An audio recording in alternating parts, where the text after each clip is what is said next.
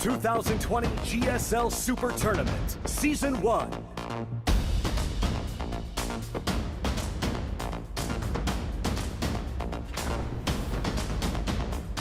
Welcome back, everybody. What a crazy Game 3 that was. It was an awesome game. What a fantastic Such a good ending. game. You know, it goes to show you how that first, I mean, literally the first tech building for Zerg. I know we don't normally think of it as tech, but it is. You need that. You need the spawning pool in order to make lings. But in the end of the game, when gas is sparse, yeah, that's the most important building. He kills that off, and you can't make anything else. He couldn't make anything, man. People could take lings for granted in super late game, right? I mean, but yeah, I mean, you're usually throwing them away in fights so that the other units do damage, but if you don't have that, guess what? The Ultras get shot down, the Hydras get shot down, You didn't even have those either. I mean, anything. Yeah. Crazy. Well, moving on, we have another PVT. Yes. It's going to be Deer going up against Cure. These are two of the most highly respected players that don't deliver all the time. Yeah, they're both very, very strong, but you're right, they tend to be overshadowed. I think this should be a close match, though. To be fair, Deer has won a GSL. You know, he was a Royal Roader, in fact. He also won a big WCS tournament. I mean, he's had some success, whereas Cure, but not as much. But Deer's also had some major flubs. There's been He's moments where had major flubs. he is not looking like the guy that we knew before. Yeah. So we got to see where he's going to be at now, today. I think this is probably supposed to go to Deer, but I don't know. Yeah, I don't know. I don't know. Cure is in ridiculously good shape. Wins tons of online cups, full of top pro gamers. So we shall see about that. Kind of excited about the map pool. I'm hoping that eventually we see Golden Wall, but not holding my breath.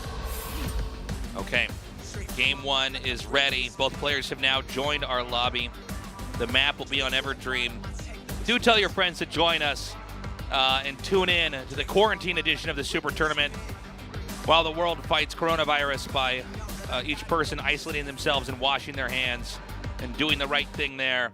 You might as well have some fun and watch some good old Starcraft 2 and make the best you can out of it. Game 1 is ready. This is Cure versus Deer. Game start.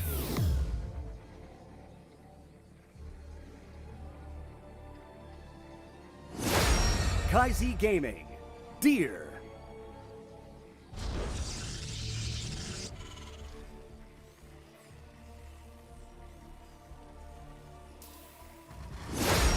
Dragon Phoenix Gaming, Cure.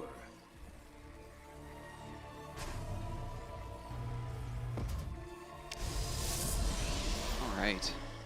I'm just excited to see what these guys bring. Yeah, we definitely had a game archetype going on with Morrow versus Stats, you know? yeah. They basically both came in with plans, and one was clearly working out better than the other. I gotta say, Cure definitely does not play the same. Look at that offline match history. Deer just slaying Cure. But that's not really the state of how good they are right now. Cure is absolutely one of the top 4 Terrans in the world at the moment. Sure. He's just really, really good. Yeah, I mean, I think after game 1 from Deer, we're going to have a better idea of where he's at. And I'm not knocking on him. It's just, you guys have been watching GSL for a long time. You know, sometimes the games just do not look like the Royal Roader Deer that we used to know, you know? Yeah. He's really good when he's good, and then we had a couple seasons where he just like lost to the first unit that attacked him over and over, and it was really weird. But yeah, we'll see. Now he does go core before Nexus, sends that scout out there. Reaper expand, of course, here for Cure. Checking around for proxies a little bit.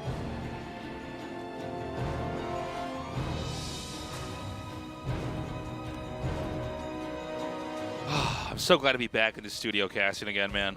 We had such a long downtime. I know. It's crazy, man. It just feels so good to have GSL specifically back. Yeah. I mean, I love the casting Starcraft 2 ASL GSL as well, tournaments, but yeah. Like, GSL is something very special about it. You know, it's just so much fun.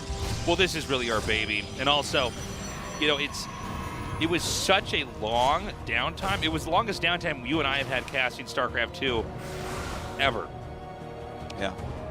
In the 10 years plus of the game being out. I mean, it's crazy, right? So it was weird. You know, I'm so used to coming down here and hanging out in the studio. Yeah, it's never again. Never again. Yeah, please no. I don't think it'll ever happen again, to be honest, like that. But no, it's just there's something nice about it. Having this super tournament, just having this regular. Ooh! Oh well, Dark Shrine hidden, Starport hidden at the top, Gateway hidden over here as well, probably to accelerate Warpins. This looks like a PvP right now. Yeah. All right. Deer Except coming with some expansions. plans. Oh, this is exciting. This is not something that you see. The Twilight is a very normal opener. Obviously, we see a lot of Blink openers. Oh my God, he's going to scout that as well. This is not finished yet. Oh, that's crazy. Say goodbye to your... Oh, that's funny that it attacked. I didn't even realize what was going on at first. Yeah. That is really funny. And now, because he didn't finish the Shade, the Dark Shrine gets scouted. Yeah. I want you guys to just... This is the butterfly effect of bad gameplay here. This is the biggest butterfly effect I've ever seen. Yeah. So it looks like he wants to go in... Wait, is he going to go into a BC? That's wild. I thought maybe he was going to go Lib Range or something, but look, just... If he had not finished the Shade, if he had been a little bit quicker and canceled that Shade, he would have killed the SCV, and the Dark Shrine would not have been scouted. Instead, the Dark Shrine is scouted. As soon as the Dark Shrine is scouted, the DTs are worth like 1% of what they were going to be worth. Yeah. You know? There was like a chance for these to do damage. Now there's not. They can maybe pin him in his base a little bit, and that's it. Like, watch. There'll be a scan, and then the turret's done. That's it. Okay, so there, one dies immediately. The scan, the DT, no, sorry, buddy. The turret's done. Wow. Because we didn't finish the Shade. I know. God, craziness. Okay, so a Banshee being made, but he has the Fusion Core, so I'm really excited to see what he wants to get out of this. Obviously, the most recent patch, for anyone who did not know, changed some upgrades into the Fusion Core, so it's a little bit easier to do things like upgrade Liberators. But yeah, it's going to be a BC, which is... I'm not sure exactly what I'm looking at, which excites me. This is exciting. We want to follow the... I love BC versus Protoss games. I love them. Well, I want to see what the Protoss unit composition is, because I don't know if he's necessarily expecting this or not. Keep in mind, this was a scouted proxied star. No, I don't think you expect this. There was a very short meta of there being a lot of BCs against Protoss, a very short meta game of that after Nathanius invented it. That's right, after Nathanius came in here. When he showed the world. That's right. But yeah, it's not a common thing at all. I think he was going for a lot of surprise factor with this. Yeah, there's a whole mind game going on where, like, you float the starport away and people might assume that it's not going to be used, but then you land it just away from where it was spotted and use it again. Well, I think he was planning on BC the whole time, I think. Okay. I think so, because he was starting the Fusion Core, right? Actually, that's a very good point, Artosis. So... And the thing is, the Fusion Core could mean multiple things. He's going for a two-base push, basically. He wants the BC to soak damage. This is really funny. Did that come out over there? I love it. Okay, so the BC going to go ahead and put some pressure on. These Stalkers are going to have to get recalled, I think. Yeah, but here's the thing. The push is going to come up here in the front, and then there's nowhere to move these Stalkers around. Yeah. And he just moves the BC back. Yeah, the BC is very annoying, but it takes a long time to kill. He needs to pull these Stalkers back. Dude, there's 2 shield batteries here. He needs to utilize them before they die. I know. He's going to stop this army. And look at this. The BC comes back in. He's like, got a pincer. One Colossus coming in over here. I think Deer is a bit confused right now. Well, I can't really blame him for that. This is crazy what we're seeing. Oh my God. And the Reaper wall getting punished once again. This is just a wild, wild game. I mean, there's so much infrastructure getting obliterated just on the... He has no Cybernetics core anymore, by the way. Oh, his Disruptor died. I didn't notice that. Did that get destroyed as well? Yeah, the Cybernetics core is gone. So he cannot even make Stalkers.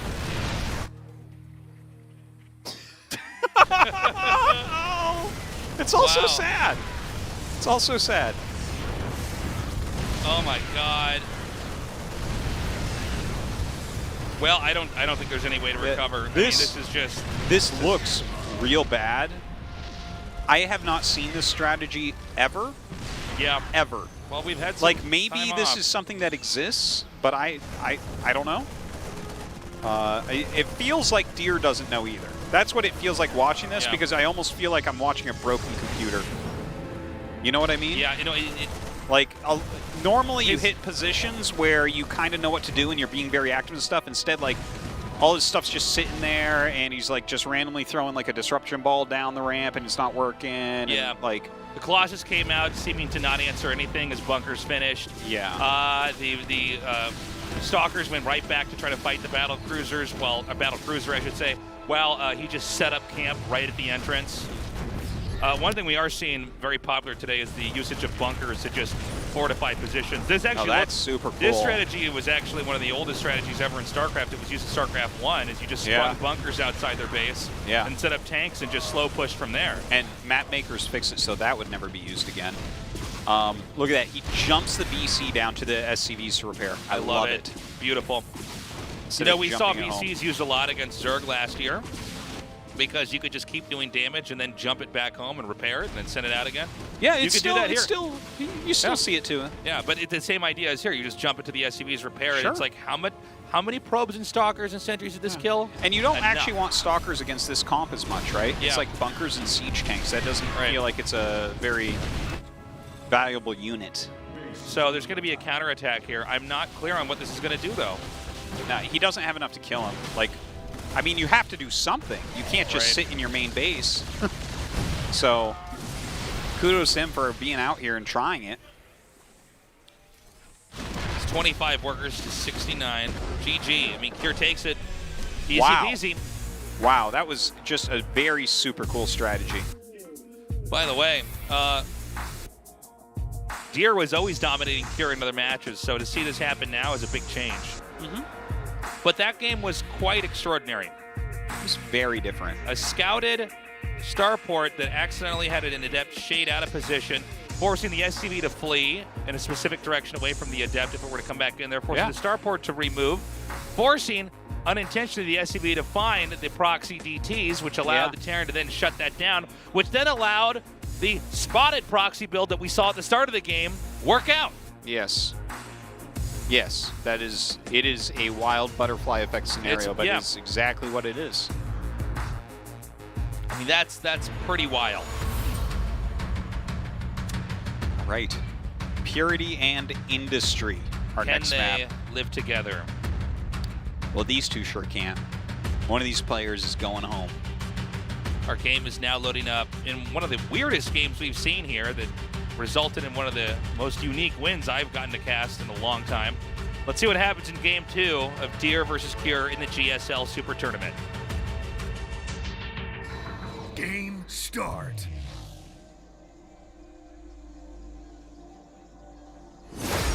Kaizi Gaming, Deer.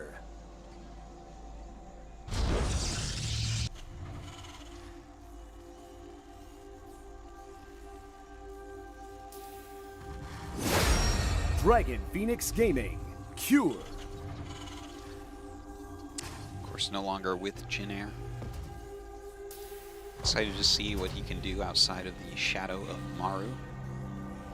I still kind of think of him as a Jin Air player, though, you know? Well, he was on that team for so long. Yeah.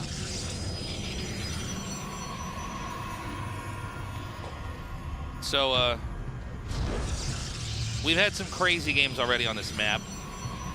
I don't know how it's going to look with these two players. Yeah, that but SOS game was so cool. Yeah, the shape of this map is pretty unique because they both start out, you know, in the corner, somewhat close by air. Yeah, somewhat close by air, but there is interference there.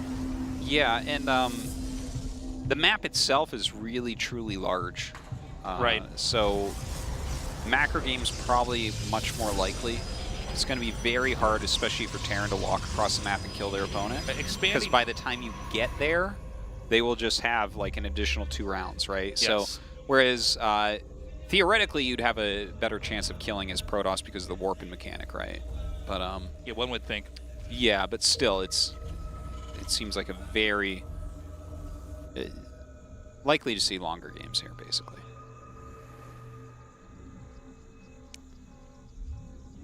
I want to see BC again, man, so badly.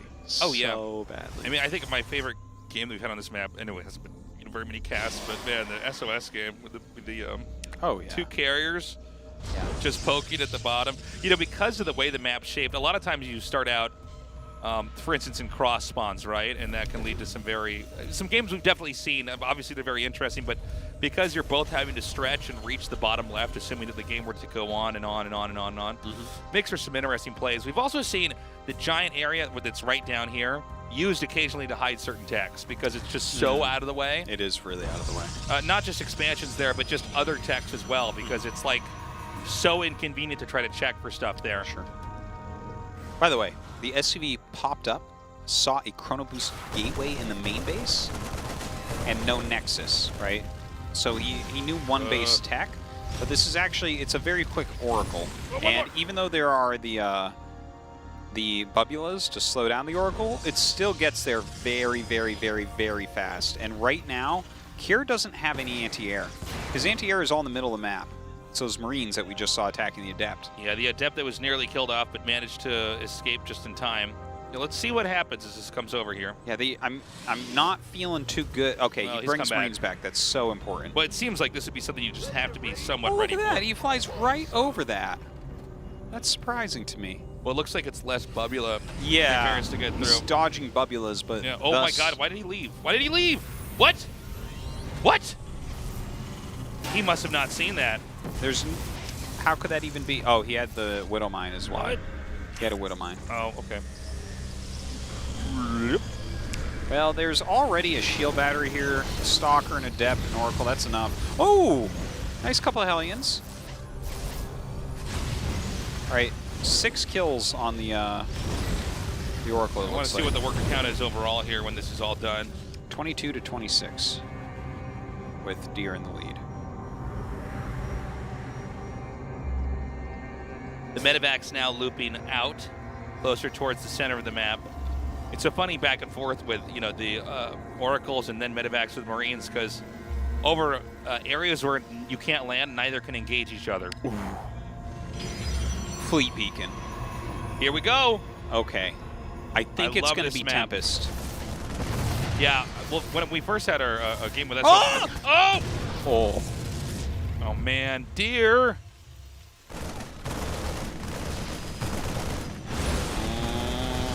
I mean, he should just hold this, right? Well, you can target down the Oracle. Sloppy. He does have a shield battery over there. Okay. Doesn't lose the Stalkers. I feel like we're seeing a game with 2 players who are very good but are not used to this map yet. That is a fair assessment. There's been a lot of bumps it's a very new map on both sides. Yeah, that could be. That could be. Obviously, it takes a while to get used to a map as different as this one. Now, with the Tempest coming in here, a couple things we want to point out. If Terran spawns in the upper left, the add-ons point towards the right. Oh, that's true, yeah. So, you know, even the placement of this factory, for instance, is pretty significant.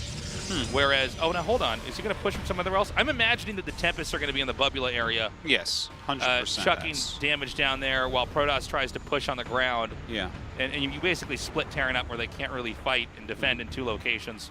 And something has to give, right? Well, he's actually upgrading Cyclone Lock-On. So that's actually quite a good counter to these Tempests.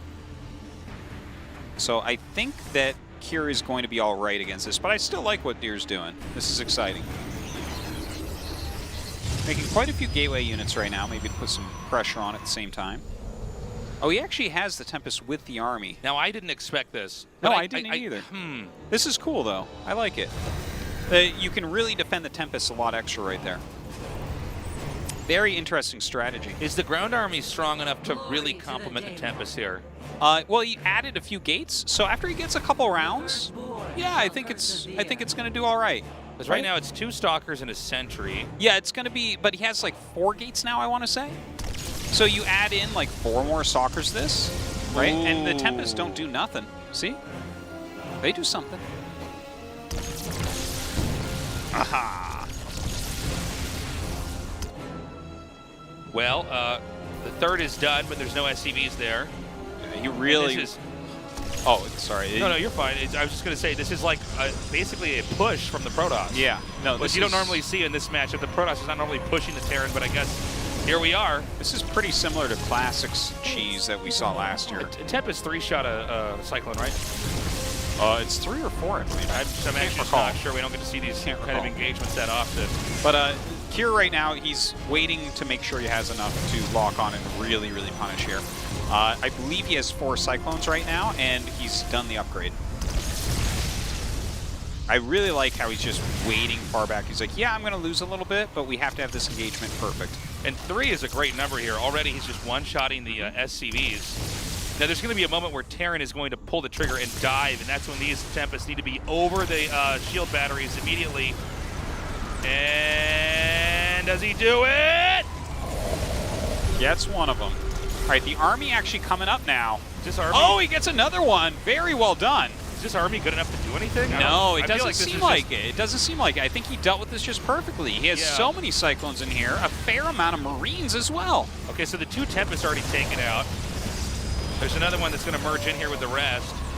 Is there a sentry with this army? I don't see one. There was, and it's dead. Because, you know, a force field that blocks that, you know, anything on the ramp that would be huge. But even a Guardian Shield would have been gigantic here. He's taking out the shield batteries. There's not going to be much more sustain here on the map. God, I think that Kier's army is just good enough. This many Cyclones even made the second factory. Oh, this is... What a handsome defense from Kier. Look at that. Okay, another Tempest is punishing taken is out. gigantic. Yeah, he's got to do that. Yes, 100% finish it. What? What are we waiting for? Yeah, I don't know. He's like, I need 2 more Cyclones in there before I finish that. I don't know, man. I think that was like his best shot. I'm worried that even though these Tempests are doing a lot of damage to the ground, the overall the rest of the Protoss ground army is too flimsy, you know? Yeah. By the way, this is 3 base to 2. I mean, eventually the economy play is going to start to benefit Kier by a lot. Yeah. Jer is basically investing in this attack working. Oh my God. No, the amount of Cyclones is getting so out of control. Okay, Look, I think the strategy is actually just obsolete, is the problem. Well, it's cool. Kier definitely snapped its neck. Yeah. And actually, I heard that when this build actually came up last year, a very similar build to this, and if I recall correctly, again, it was Classic that did it. It was on Cyberforest. And I remember SOS said he knew exactly how to kill this, and obviously SOS and Kier were on the same team for a very long time. And it had to do with Cyclones and getting the right amount to lock on to kill the Tempests. Yeah. And we see, I mean, he just really leaned on these Cyclones to hold he's gonna bring this all the way home. Well, SCV's stuck in the back, but you get the idea. He just wants to try to take this fight. He's decided he has an insurmountable lead. He's happy to have SCVs tank damage.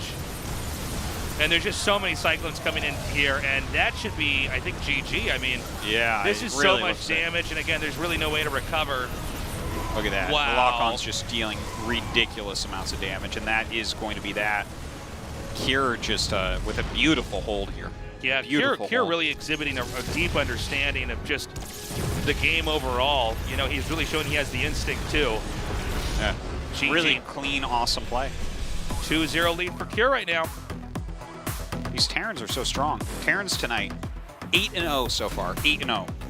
Yeah, that's right. How about that? You know, Deer showed that he's definitely got a really cool strategic take on that map, but it didn't work out at all. I mean, yeah, it was a cool idea. I thought he was going to go through the Bubulas for sure, because it just felt like this is like, I don't know. I like, that is a strategy you could use on any map if you weren't going to utilize that airspace that was so close, you know? You know, it almost seemed like Deer thought that the Tempests were going to counter the Cyclones early on, but it was the opposite. Well, they do a little bit early on, yeah, but he just didn't engage. He just let him kill all his depots. He killed like 4 depots for free. Yeah. Kier was like, no, I'm not touching that till I'm ready. Yeah. And then eventually there was just enough, and suddenly whatever Deer thought he had managed to pull off was the total opposite. All right, we're going to go to Nightshade for game number 3, and this might be another 3-0. It's definitely possible. Kier's looking better tonight. Sometimes we have nights like this. I don't know. Let's see what happens. Game start.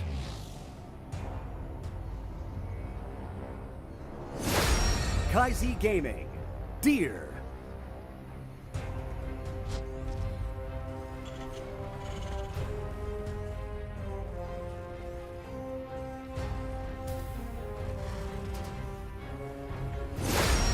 Dragon Phoenix Gaming, Cure.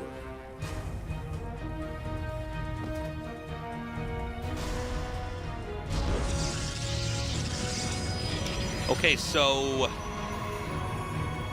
you know, it seems like if we have a normal game from Deer, I guess we haven't had that yet, now that I think about it. Game 1 was actually exceptionally weird. He went for a DT rush that was spotted. Yeah. That was the butterfly effect game. And then in Game 2, I mean, I do welcome unique strategies like that. Yeah, I mean, yeah. It goes to show you that there's still so much more we can learn about this game. But, I mean, I don't know, man. Kier just seems like bigger, faster, stronger. I know I've used that expression before, but this is what we're seeing here now. You've never used that before. Thank you, Artosis. Now, one thing to bear in mind is that historically, Deer always dominates Kier. Well, times do change. Yeah. And Kier, I mean, it's been a long time coming for him. In fact, we had a couple false starts, if you recall. Right. Where it was thought he was going to do real well. He started playing well and then just gets eliminated. But if you know, I follow all the results online with the Pylon Show each week and everything, and Kier has won so many tournaments lately. He's in the finals of a Limo League all the time. He's playing the Kung Fu Cups. He's just, you know, and these are tournaments that have other top Korean players in them, and he's really doing well. So I think it's time to translate that to this studio, you know? You know, and yeah, this might even help him that there's no crowd. Oh God, that's a good point, actually. You know, It's somewhere in between a real studio match and an online match, you know? it is a thing that some players struggle with. You can talk to some pros and they say they actually want a big crowd. Yeah. They enjoy that Do you experience. thrive off the energy, or does Yeah. it add pressure to you that you don't know how to deal with correctly? Yeah, It's and a other big people question. find themselves to be just very uncomfortable and antsy and anxious. And it does seem like Kier is the latter. He's somebody who obviously knows how to win. He grinds a lot. He doesn't give up easily. You know, he's always been somebody who I think has not been quite satisfied with his performance and has wanted to do more and believes that inside of himself he has the ability to do more. But today we're really seeing him look strong. Oh, man. Well, All right. it's a good scout. Yeah, I mean, I want Kier to do well. I really enjoy his style. I enjoy watching him play. Okay, so this is as late as you can possibly deny a barracks, so we're going to see what Kier's plan B is here. So that's one of 3 Raxes. Mules should be able to build buildings, by the way. That's one of 3 barracks, and obviously he wanted that to be hidden. He's starting another one at home, so he's trying to do like a very bio-heavy opener. This is a very old opener. Proxying it isn't a normal thing, but just going 3 racks pressure, it's like, I actually thought we were going to see a resurgence of it because of the speed of the stim upgrade. Yeah. I thought that we might see that as a way to bust down Protoss third bases really easily, but yeah, we haven't actually seen any resurgence of it. This is the first time I've seen it since that patch, since the stim, the quicker stim patch. And now that he's scouted, like if you just built that racks in your main, he just doesn't know that you're going 3 racks, and he'll probably take a 3rd quicker. If he sees that there, he's alerted that something weird is going on. So, yeah. Good. Good. Good. I was Die, Stalker. Dear, I don't want you to win any maps tonight. When I was actually trying to think, it was like I was going to say good like tactic to just wait right on the high ground, but it didn't come out as fast. I thought you're just a I'm huge like, good. fan. I hate stalkers. Blink's almost done.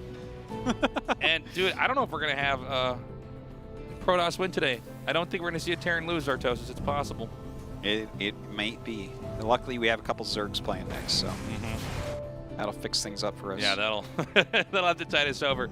I can't believe we've had That'll leave 2 Dark 3-0s already. I thought that the 2 games, I mean, granted, I loved the second series that we had here today, but man, domination by the Terrans. Yeah, they're killing it. They're playing very well.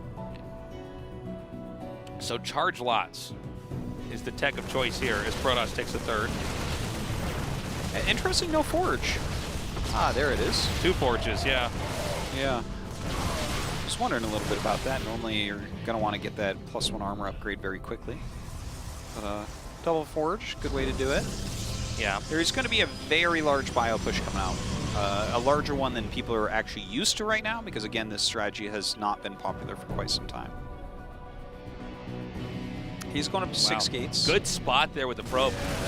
Truly.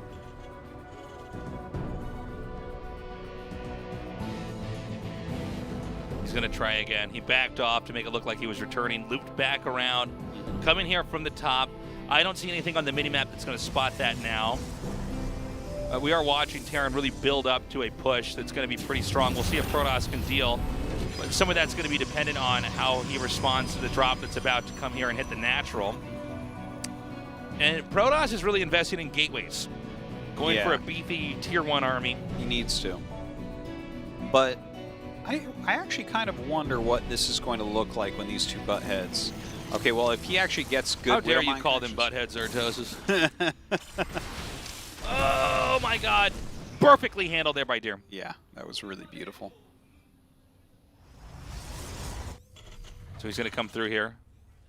Meanwhile, a third CC is being landed, or not landed, it's being built, actually, right over at the third base. So I don't know if we're going to see Protoss try to come out and punish that. So far, all the drops have been shut down pretty easily. He saved the medevacs, though, which is really good. That's true, but right now I think this is a little bit better for Deer. Basically, everything's gone Deer's way so far. Yeah, I would definitely agree with that. I wonder what this push is going to look like. Like, I thought for sure Kure was going to try to hit some sort of +1 attack timing, but like he went just the 3 racks into third base and then added his additional racks on, which is a very kind of normal way to do it. So this has given Deer enough time to get a big enough army that I don't think that you can just go attack. Like, you can push out and whatnot, but I don't feel like this is like an attack timing that just wins the game, you know? Yeah.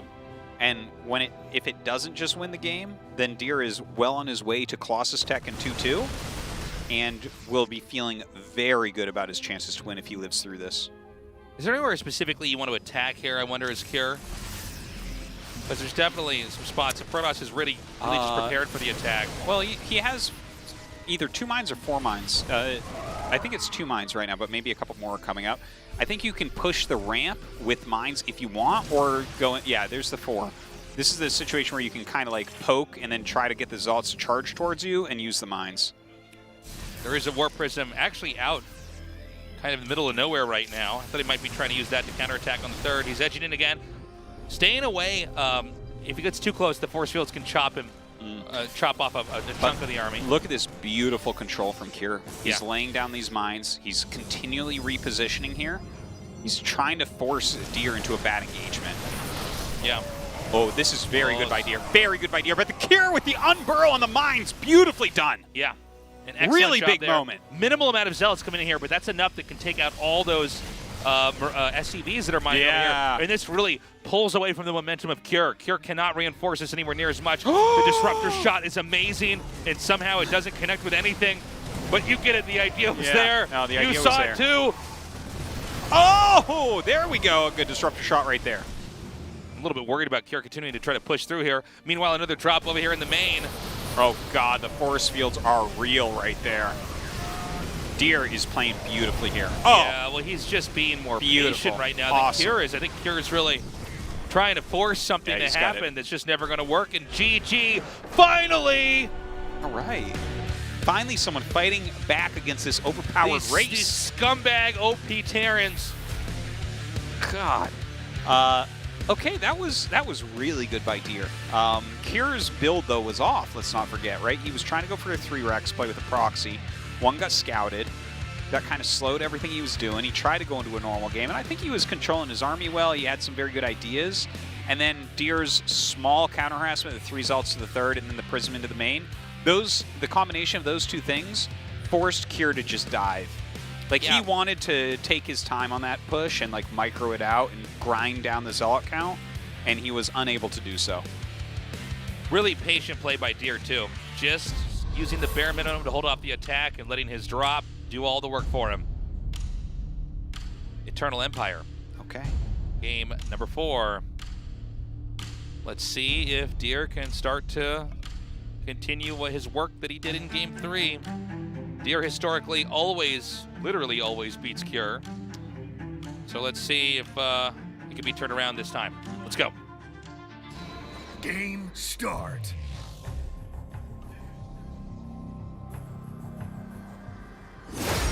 Kaizi Gaming. Deer.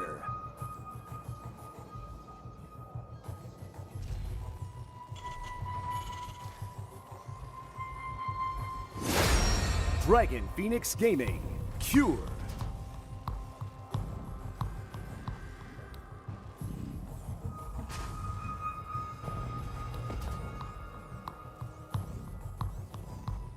It was a fun game. So we've had a lot of shenanigans in these games. People hiding buildings, them getting scouted. A lot of this is players trying to mix it up and really not play a normal style. In the last game, Cure did hide a barracks. It was spotted at the last possible second to both kill the SCV making it and deny the barracks from finishing. So we got to see Cure come up with a contingency plan. The idea was good, but Deer's response and play was better. I wonder what we're going to have this time around. Are we going to continue to see a pattern of these two players trying to play around a normal game? You know, yeah, I'm not sure. I hope that Deer pulls it back and plays some more standard play. Okay. Because yeah, the first 2 games where he tried to be cheeky really did not work out. Like, Yeah. super duper did not work out. Well, especially the Tempest game was probably the most alarming, right? Because the Tempest game, it didn't... The thing is, games like that are so teched out. It's such just a build order / strategy victory. Right. It's the reason why no build like that is common is because it can't work for long. Like, You think it's too much of a gimmick? It's way too much of a gimmick, absolutely. The thing is, that's why it's also good to mix in, because it's so uncommon that people don't always know how to stop something like that. But Cure, it was very clear, knew exactly how to stop it, and I think that has to do with teaming with SOS. He's making a bunker behind the minerals. Yep, he sure is. It's a cute little So now move. we know that this is going to continue to be kind of crazy. Yeah, this will deny mining for a bit. It's really, I like it. Unless... No, he can't stop it. No way. Unless... No way, bro. Unless... No way, bro. No. Second Reaper coming up. That's really cute. That's just, it's very annoying. Look at this. He can keep hitting the Adept. Yeah, yeah. Can out micro that Adept for sure. You're going to force Stalkers to come out. Like, he will be able to deal with it. You shouldn't end up losing anything, but again, Yeah, but I mean, so annoying. You would want to have workers down here by now, so this is really annoying. And I mean, this allows Cure to really take full control of the early game here. There's a Void Ray being made. Are you kidding Wow. me? Are you kidding me? A Void Ray? I'm really surprised by that. He has a shield battery being made. I'm really, really surprised by the Void Ray. It feels like he is over-countering this. Yeah. I think that what you do is you make a second Stalker and you use your shield battery and you poke and you do that little game where the SCV keeps popping in and out of the bunker and you try to kill it. Yeah. Because once the SCV is dead, the bunker dies. Well, he's also, it may be possible that Deer is going to end up squandering whatever benefits he had from a Stargate tech, you know? Like, to get the Void Ray, like, I don't... Well, once the Void Ray is out, like, are you going to get him with an Oracle after that? And the thing is... Oh my god, he's getting probes. Ah! Wait, did he get a probe? Yeah, he got at least one. Okay. Wow. Well, good on him. He's not done yet. Now, to be fair, like, the Void Ray is a bad unit. It is the worst unit in the game, okay? But it actually does some things. Like, you can sit a Void Ray in a drop path or something like that. A Void Ray kills a medevac when you hit the charge up button before the medevac gets past it. It actually kills the medevac ridiculously fast. So it's a reasonable anti-drop unit. the cast is half full here with Artosis. It's true. I don't know, man. I feel like already he slowed down the mining. Cure did. Oh, yeah, yeah. He's gotten the game to where it needs to be. There's no Oracle that's come out yet. Phoenixes are being made, albeit quite late, with Cyclones here to answer, as we see. And just in that last shot we had. He's going to go Phoenix Colossus. Oh, wow. He just added 2 gases after making his Robo, and he's making Phoenixes. Yeah, he's going to go Phoenix Colossus. Why not? You have the Void Ray. You may as well. So, a little bit less conventional of an approach here to the matchup. Very old school style. Yeah. But this may throw Cure off. Oh, this is cool. I like it. I worry for Deer, though. I mean, I think there's enough Marines out, right? The Colossus can be strong against that, but... Yeah. It's an antiquated style, but it's like... Do you think Cure would be anticipating this? Because there's definitely games where you attack across the map and you're totally caught off guard by the unit composition. I think he'll figure it out before it can hurt him. Okay. Like, you see Phoenixes are being made. The Phoenixes aren't harassing you right now. He's checking for a third. You see that move out that he's doing right now? He thinks that there's a third, which is something that you'll do with Phoenixes sometimes. And when he sees that there isn't one, he'll become a little bit more suspicious and figure out the unit comp that's coming for him. But it's such an old strategy that really does not get used that I just wonder how he'll counter it. Like, I remember the prevailing way was just to make a lot of Vikings, but then you had people like Maru who would just do Widowmine drops until his opponent left the game. Right. Which doesn't seem to make sense, but it worked for him. And well, he started to push through here. He's going to get the Cybernetics core, which is a big hiccup in all tech. He gets another gateway. Easy peasy. There's not a real way to contest this. The Terran army is right now the stronger one, although a Colossus is about to come out. Yeah, the Colossus should help him to just hold this straight up. He bursts through here with the Phoenixes, picking up the 2 Colossi, or I'm sorry, Cyclones, excuse me. Ooh, careful with that. So that Colossus comes out in the nick of time, but he should not be attacking anymore. He needs to walk back. We did see some tech loss there, and I don't think Terran can really pick up and drop without, not with the Phoenixes in the game, not without it being a high risk. But as I'm saying that, I'm seeing this army loop back up here. Yeah, he wants to try to cancel this base. Maybe he gets it. I think that Protoss is out of position here. Yeah. Yeah, one thing about the Colossus is it's not a fast unit. Yeah. Nor is the Void Ray or Zealots on the ground, so you kind of, Terran can get in and out pretty easily. Oh, okay, this is great targeting. He's like sacrificing a lot of Marines to target down Phoenixes. Yeah, it's keeping that Phoenix count much lower. Remember, Marines are like the Zerglings of Terran. You know, you can remake them. If you're trading off some more technical units like Phoenixes, I think that's worthwhile. And I don't actually think that Protoss could full-on counterattack from here. No. This means the third base for the Terran gets up before the third base for the Protoss. And map control right now is still going to Cure. Yeah, I think that Deer didn't deal with that well. When he pushed the first push away, he should have backed up into a central location so he could take his third. Having the third get canceled, and then also losing like 4 Phoenixes. Maybe it was 3 Phoenixes, maybe it was 4 Phoenixes that went down. But that's too much. You don't actually want to make Phoenixes all game unless you're Myungshik, right? Like you want to get a certain amount so that they have to make a silly amount of Vikings to counter. Yeah. You're controlling their response tech. Yeah, and then you want to try to get into something else. But yeah, to lose those, it's like each one is 100 gas a pop. Whereas you're killing some Marines, sure. Like he was chasing hard. He wanted the medevac, I felt like, and then he started lifting Marines, and the Marines turned and fired on the Phoenixes. The thing is, you're going Colossus, so the Marines are the least of your worries, to be honest. That is not the unit that you need to reduce the number of. Right. Whereas getting the number of your Phoenixes reduced is definitely a negative for Protoss. So I do not think that Deer traded well there at all. He still has a decent amount. I saw 5 back there. There's the Void Ray Artosis ready to take out a medevac. Yeah. Medevac flies over him. You'll see it die. The Phoenixes are not over here, though, right now. What am I looking at?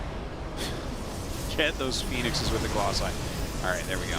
Yeah, I don't think Terran should attack in here yet. He can't attack. Well, the Colossi shots are going to get so much value before you're ever even able to really get the shots off that you need to get.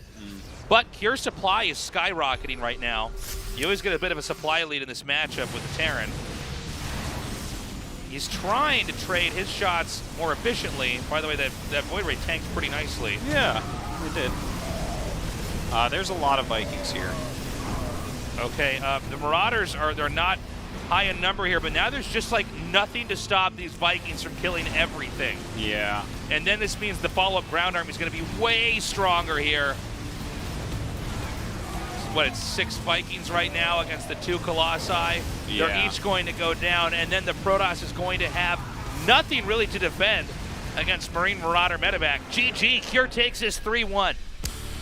All right, good win by Cure. I think that Deer misplayed with that composition heavily. I already kind of agree. described that. So. I don't think he should have gone there, to be honest. I think that that little bunker being made over in the natural spooked Deer so heavily that he got himself into a position that's not going to be very winnable against a calm and composed Cure.